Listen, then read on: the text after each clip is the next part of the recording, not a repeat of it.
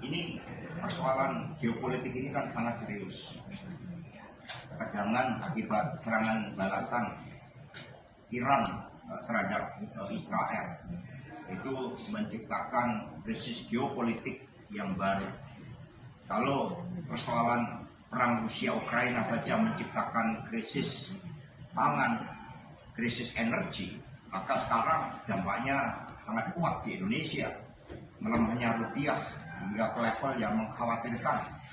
Kemudian beban utang kita yang begitu besar, dan juga terkait dengan ketidakpastian hukum akibat pemilu yang tidak kredibel, yang menyentuh hal yang paling fundamental tentang kredibilitas pemimpin nasional kita. Ketika kita dihadapkan pada masalah ekonomi, masalah politik, lalu pemilu yang seharusnya kredibel menjadi tidak kredibel, maka hak angket menjadi suatu hal yang sangat penting untuk dilakukan. Tetapi kita juga melihat begitu banyak penghadangan, baik secara politik maupun hukum. Secara politik terkait dengan berbagai usulan, meskipun alhamdulillah sudah dibantah perubahan undang-undang MP3 yang mencoba mematahkan suara rakyat yang menempatkan PD Perjuangan sebagai pemenang pemilu.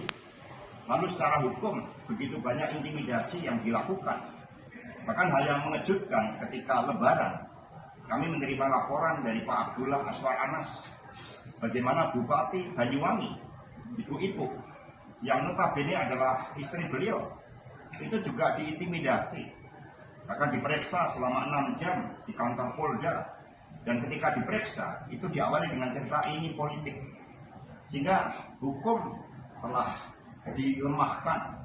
Ketika suatu negara tidak ada supremasi hukum, ketika meritokrasi kemudian dihancurkan dengan nepotisme, dan di depan mata muncul begitu banyak giant corruption yang terjadi terhadap sektor-sektor pertambangan yang seharusnya untuk kesejahteraan rakyat, maka ini semakin memperkuat hak angket itu. Tetapi persoalan hak angket bukanlah persoalan PD Perjuangan. Ini muncul dari kesadaran kita bersama. Apakah kita sebagai bangsa mau meletakkan nasib dan tanggung jawab kita ke depan dengan memastikan setiap proses pemilu berjalan dengan fair, berjalan dengan demokratis, dan pemimpinnya betul-betul berjuang bagi bangsa dan negara, bukan berjuang bagi keluarganya. Maka ketika dunia menghadapi krisis akibat ketegangan geopolitik, disitulah peran pemimpin nasional kita untuk membangun perdamaian dunia, bukan memikirkan keluarganya mau jadi apa.